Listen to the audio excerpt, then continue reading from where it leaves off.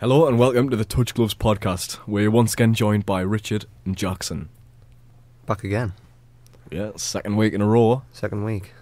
Not a lot's happened in the fighting world, to be quite honest, in this past week. Been very quiet, but, you know, still some things to talk about. Yeah, 138 up. Conor McGregor, Instagram. Ban extended as well. Ban extended. But where do you want to start? How are you doing? Are you alright? Start with that. I've been better. I'm a bit rough. Went out last night and wasn't a great night, I'm not going to lie. But we'll move past it. Yeah, I mean, life goes on, right? It's not fantastic when someone swings at you on a night out, but... Never is, but, you know... I'm alive for the podcast, so let's get through it. So, first of all, Brock Lesnar's return. Mm-hmm. Hinted at by everyone's favourite promoter, Dana White. Not a big fan of Lesnar, I'm not going to lie. Every time I watch him, he's got beat. I wouldn't even say he's a good fighter. I mean, that's probably the time in the WWE. He floats between the two quite often. I mean, there's only one name I need to say that'll just make everyone agree with us, and that's CM Punk. CM Punk. That's 2 words. Wait, that's 3 if you count C and M as their own words. Did I say word? I thought I said name. I don't know. Life goes on. Life goes on. CM Punk, not a very good fighter. Brock Lesnar, maybe a bit better, but still. I mean, the only time I really think I liked him was when he did the Ultimate Fighting series. Was he on the? Yeah, I think Tony Ferguson. Yeah, he was on the Tony Ferguson one. Yeah, that's the only time I really thought, like, the guy's massive. He's sound. Aside from that, McGregor and Nurmagomedov extended bans. Do you agree with it? I think it's deserved. Like, there's nothing clever about hopping an octagon and jumping into a crowd of people to fight someone. Yeah, that's from Khabib's point, though. From McGregor's point, to get an extended ban, it's like, you know, well...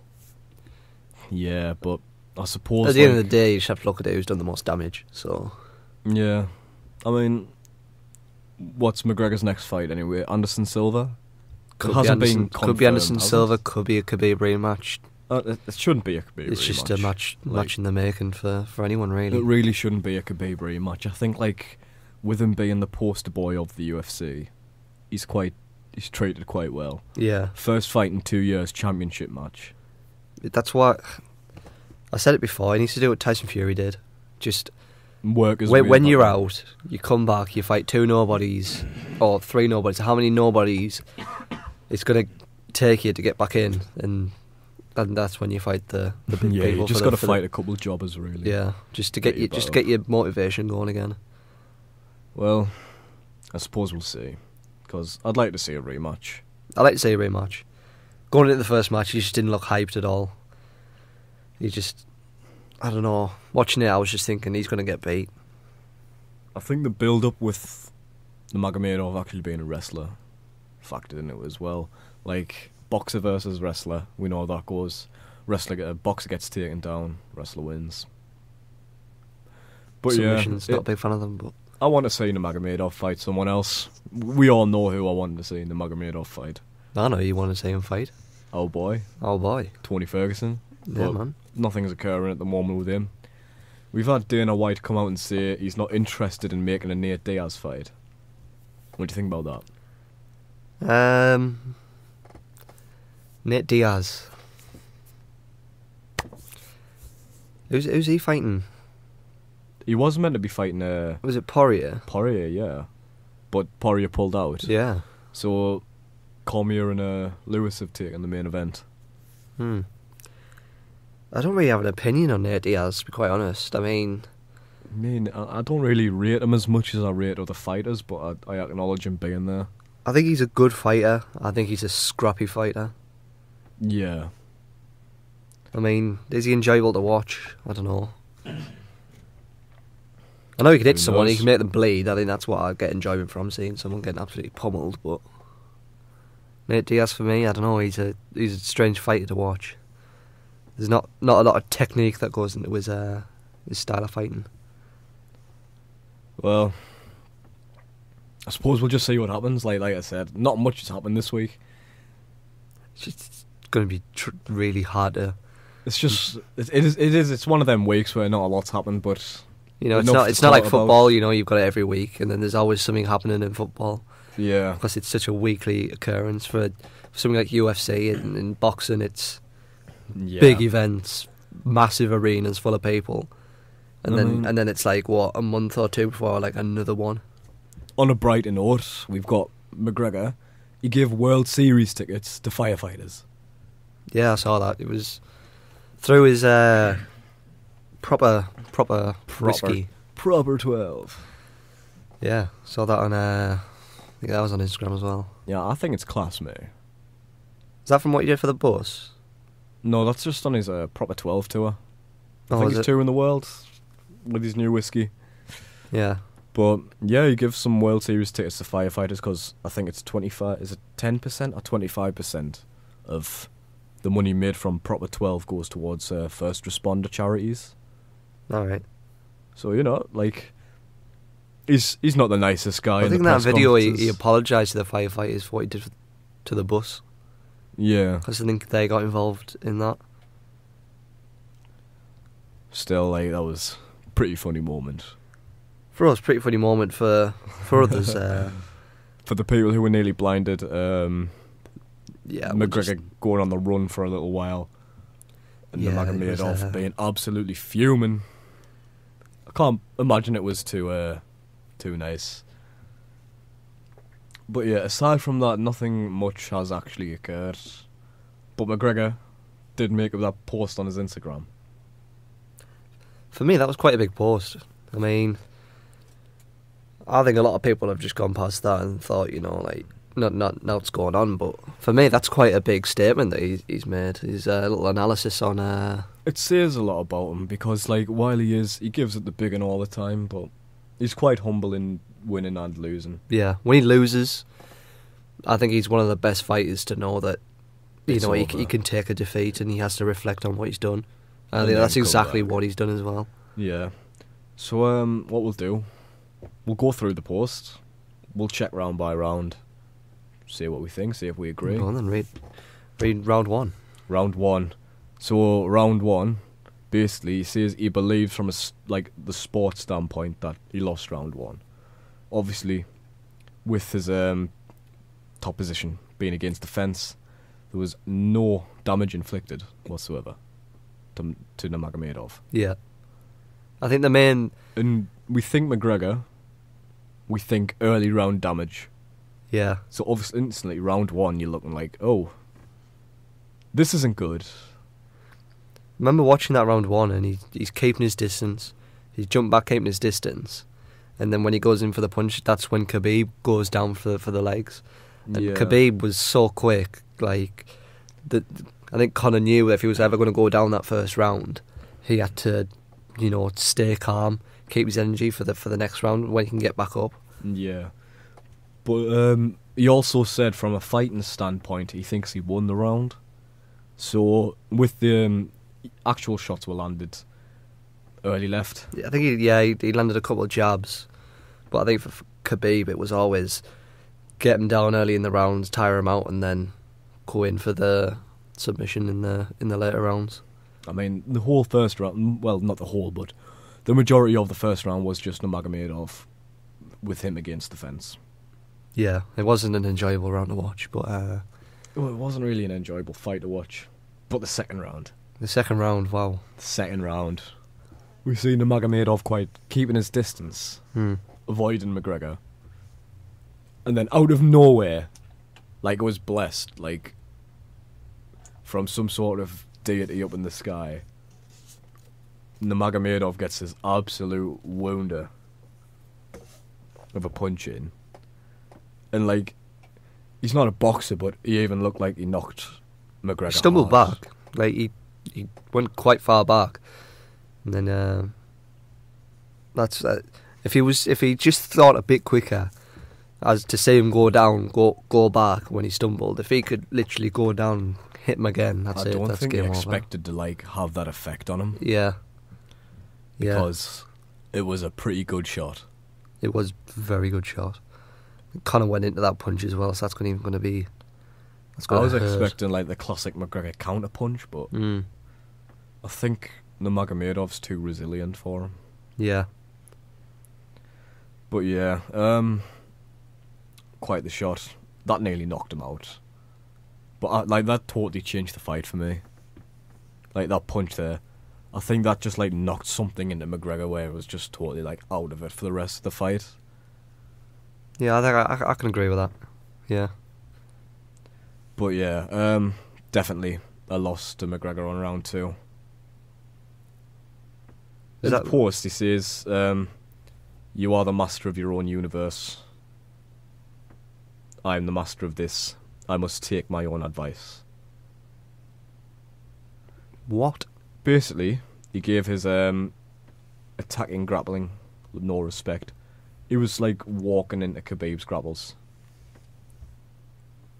I think he pretty much says he wasn't respecting him. Right. Then he's the champion, for crying out loud. You've got to you go into a championship fight. You've got to respect who you're fighting. Yeah. Because I think the build-up was just that big, and he just really wanted to win.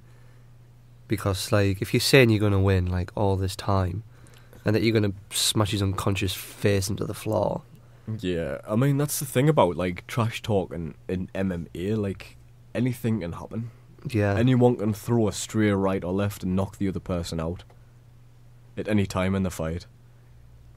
So you've got to respect everything that your opponent is capable of. Mm-hmm. But we just see him throwing kicks to the wrestler, letting himself get taken down. We even saw him wrap his wrapped his toes in the cage, didn't he? Yeah, he did a lot of illegal moves. Couple of illegal elbow shots. That's just Conor McGregor though. He's always going to get away with it because it's not big illegal moves that he's constantly doing. He's not poking people in the eye like John Jones. He's not scratching either. Gets him banned. Yeah. Well, round 2 of that fight, he said, was the worst fight of his career. I've seen worse rounds for fighters, but a name like Conor McGregor, I'd say that was possibly what was that his worst round in his career? In his career, yeah. After the worst round of my fighting career, I come back and win this round.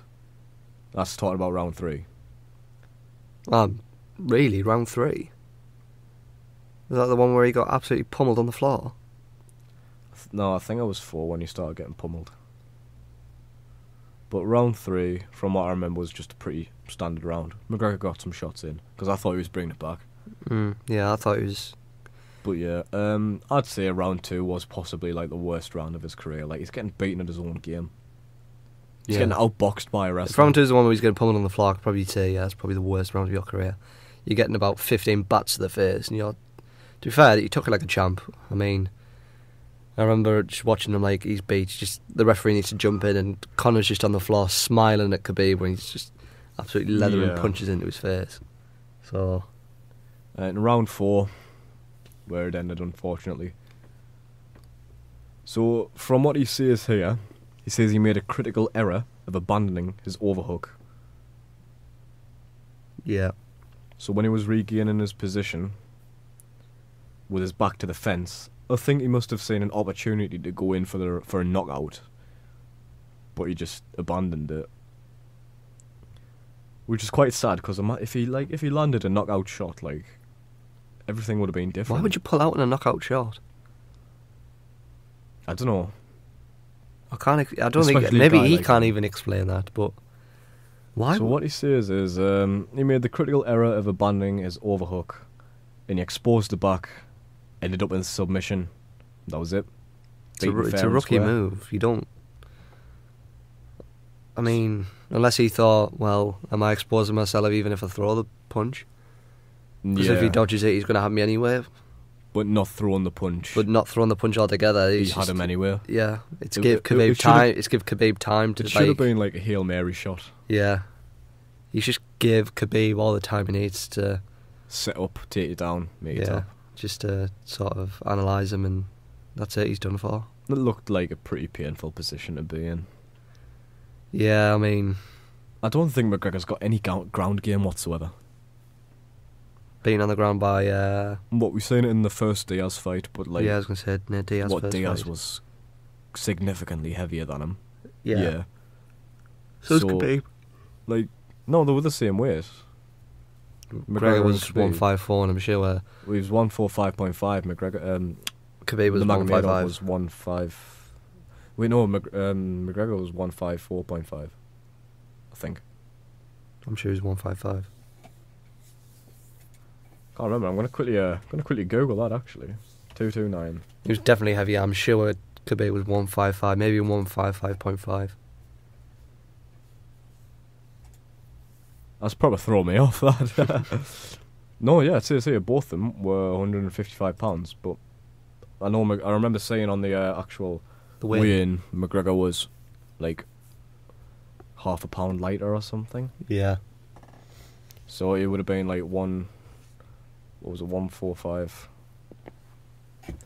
Anyway, like it was a bit heavier, not enough to make that significant of a difference. I bet it feels 10 times heavier when you're absolutely exhausted from. And yeah, and he's burying his head in your chest. I think in that second round, he tried to use his energy to burst out. You know, when he was on the floor and he was getting punched, Yeah. and then he got into another. I don't know where there's up the fence again, but Khabib was down on him and he had his legs, and then McGregor sort of tried to like jerk himself out of it. Like, I think he just used all his energy in that, which he knew he wasn't supposed to do, but I think he was that frustrated. Yeah. He's gone and used all his energy, and that's not going to make him think right. I mean, his final comments on the fight. He said, "What can I say? It was a great fight and it was my pleasure. I will be back with my confidence high, fully prepared. If it's not a rematch right away, no problem. I will face the next in line. It's me." Sorry, what? I just totally stuttered there. It's all me, always. Anyway, see you soon, my fighting fans. I love you all. Nice little way to end it. At least you know he's going to be fighting again. What was it? It was a 6-fight contract deal, I think. Was it? Yeah. Jeez. So he's here for a while. I mean, on a good note, that even though he's got the ban on the suspension, everyone thought, all right, that's it. He doesn't even have to fight again. If he's getting this ban, he's probably just going to end it all. At least come out and said that he's going to at least get redemption. Yeah, I mean, sometimes people just don't know when to stop. Do you think it's time for him to stop? Nah, not yeah, chance. I mean either. I think he can bring a lot more. Yeah. I at least want him to see win again. I mean, I really want to see McGregor. he's lost to Khabib, and before that he's lost Mayweather, so he's lost his last 2 fights, and Does Mayweather count? I'd still think it counts. Maybe, UFC, obviously not, but Yeah, I wouldn't. it's still a really. fight that he's participated in where he's had millions watching. Yeah, I don't know if he expected to go in and win that Mayweather fight, but It was really hyped up at the We'll time never know. because people were like, "Oh, Mayweather's 39, 40-year-old. He's going to tire him out and all this." And McGregor just wasn't up for the boxing game. nah. But well, it's gonna be a while before we see any of them fight again with them suspensions. But, Yeah, Well, what is coming up? Fight night 138. Saturday, October 27th, I think. Well, it'll be Sunday in the UK because time zones and such. But, well, 6 fights on the main card. I don't even know if I'll have the energy to stay up and watch it. I think I'll just have to watch the replays. Yeah, I'm going out for my birthday on the 27th on a Yeah. night out, so I mean, unless I watch it mortal drunk, I won't be watching it, but I'll catch it on the replays. yeah. I mean, it's not a big card. There'll be some good fights, guaranteed. There's Oh, always yeah. there has to be at least one good fight in there. Yeah, definitely. I mean, in terms of names, though, it's not a fantastic card to be hyped up for. Yeah. But, well, we've got 6 fights on the main card. Who is the main card again? Smith versus Vulcan is the main fight, obviously, the main event. What weight class? Weight class. 205 pounds. What's that, heavyweight? I'd say about heavyweight, yeah. Yeah, about heavyweight. I couldn't tell if it was heavyweight or light heavyweight. But yeah. Is that for the belt or? No, it's just a fight night fight. No, like it's rank number 2 versus rank number 10. The rankings really don't make sense to me at all. You can go from rank 10 to like rank 3 if you win. It's just whatever they fancy.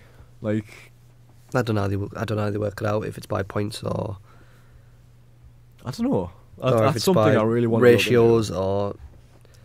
I mean, surely if it's by ratios.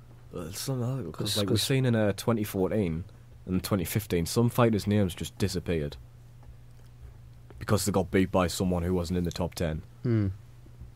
So I'm not quite sure how they do it, but it's quite interesting thing no matter what. Because, you know, we've got someone who's not even in the top 10 beating like number 4. Yeah. That's the thing about the sport, like anything can happen. But first fight, the main card, Alex Garcia versus Court McGee. Never heard of them. Never heard of them. Alex Garcia, the Dominican Nightmare. Probably one of the better nicknames I've heard, to be quite honest. Yeah. After going through some of last week's, like Alpha. Cat. Alpha. Alpha and Cat. Yeah. So we've got just simply based on the nickname, I say he's going to win. He's got quite the record as well. 15-4. Knockout rate of 40%. Submission rate of 40%. Decision 20%. Yeah, I mean, It doesn't seem like he specialises in much. could you say he's all round? I mean, Yeah. he looks like he can finish off the fight in terms of having the 40-40. The 20% shows that maybe he can't go the full way. Who knows? I mean, I've never really watched him. So. He's at the disadvantage. He's 2 inches shorter, and his reach is 3 inches shorter, so it's not like a massive disadvantage. But Court McGee, the Crusher, spooky, happy Halloween, guys. 19-6-1. Knockout rate of 26%, submission rate 32, decision 42. Have we got a fighter who lasts the full 5 and wins on points? I reckon if he could hold out the full fight, he'd probably get it. But I think this one's going to be a knockout fight, and I think it's going to be the Dominican Nightmare, whatever he was called. Looking more into the statistics, if we look at their average significant strikes per minute, we've got Court McGee 4.83 against Alex Garcia's been 181. So Alex Garcia, looking here, takedown average 4.12. So we've got a boxer and a wrestler here. Yeah, and we all know how that turned out. We know how that one works. Yeah, it's gonna go with the Dominican Nightmare, Alex Garcia. Yeah, I'm gonna go Alex Garcia as well. Who have we got next? Vellante, no nickname, versus Ed Herman. Ed Short Fuse Herman. What do you think of Short Fuse? Don't like the nickname. It just makes him sound like a little bit of a Raji, doesn't it? Yeah, doesn't mean Short Fuse. Anger management, boys. It's counselling, man. But well, Vellante has got a knockout rate of 63% versus Ed Herman's 25%. These look like pretty even fighters. Both have got fairly good, significant strikes landed each minute. Fairly low takedowns. So I think this is solely just going to go to probably Vellante. Yeah, I'm going to go Vellante as well. Yeah, Vellante probably look back on this and we're completely wrong because we have no idea about. I'm just winging this. Like I'm winging this. So completely winging this because these fighters are just really don't have a clue. Yeah. Next, Andre, I'm totally going to butcher this guy's surname, right? So I am sorry for that. Andre Sukhamthath, the Asian sensation. Can I hear that again? Andre Sukhamthath. Fath or Thath? Thath. T-H-A-T-H. Thath. Where's he from? The United States, obviously Asian descent. The Asian sensation versus Jonathan the Dragon Martinez. The Dragon's a boring nickname, innit? It's been used over and over again. I'm gonna go Sukhamthath because But his 9-1 record. Sukhamthath because Sukhamthath sounds better. The Asian sensation coming in 12-6, whereas the Dragon comes in 9-1. Both of them really high on the knockout rates. So, this is just another boxer fight. Obviously, the Asian sensation comes in with he's taller, more reach. But like in terms of win-loss ratio, the Dragon seems to be on like a better spree. 9-1 versus 12. It's just one of them fights where you can't really tell them apart. Yeah, it's just literally whoever starts the fight better is most likely going to win. So I mean that's just a generic comment you can make about any fight, but it's the thing. I think literally it's going to be just down there. If you come out on top, if you come out with a better start, you're probably going to win. So it's what we like with Garcia and McGregor. Like one of them was obviously a wrestler. Yeah. One of them's obviously a boxer. Wrestlers do generally beat boxers. But here we've got Misha Serkinov versus Patrick Cummins. Now, like, Patrick Cummins nicknames himself Durkin. Durkin? Patrick Durkin Cummins. Durkin? Durkin. Eh? I don't know. I really have no idea. Some of these fighters are deluded. Just get hit in the head that many times. Some questionable nicknames. Just get absolutely slapped that many times. They're just like... Just call me Durkin, man. Call me Durkin. Call me Durkin. Both of them seem like all-round fighters. 4.53 strikes landed a minute to 4.28, plus with strong takedowns. This is going to be quite a good fight.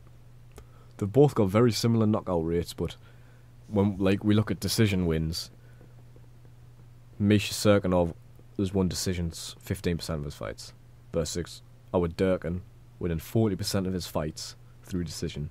So the same amount of fights he's won by decision are the same where he's had a knockout in his 10 wins. So 4 fights knockout, 2 fights submission, 4 fights decision. I think this is just going to go to Serkinov. I mean, he's got the better record. I mean, there's not much you can really base off. These are the first time I've heard of these fighters. Yeah. I need to watch more fight nights. I mean, we're not looking great here because of the lack of knowledge that's coming from this card. I mean, yeah, these are some. Oh, I mean, at the end next we've got some people we know.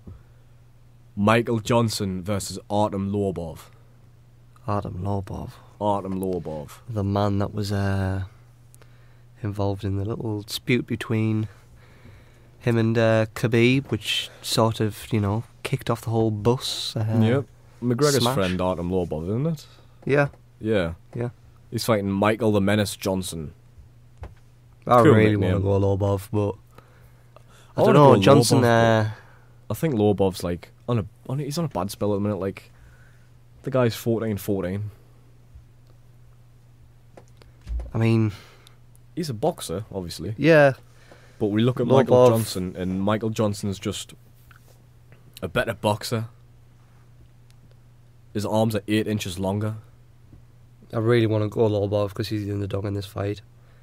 He has to be the underdog in this fight. There's no way anyone he's can the put underdog him. in this fight, 100%.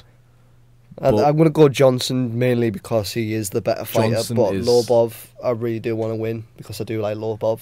Johnson is the better fighter, by quite a bit. Yeah. But it's always nice to see. That's just my personal opinion. I like Lobov, so I want Lobov to win. But coming from a more generic point of view, yeah, Johnson is the better fighter. So Johnson, your personal favourite's getting away. Yeah. And for the main event, Volkan Oezdemir versus Anthony Smith. Now these guys, well, not these guys, it's both of them. Volkan, nickname No Time Volkan.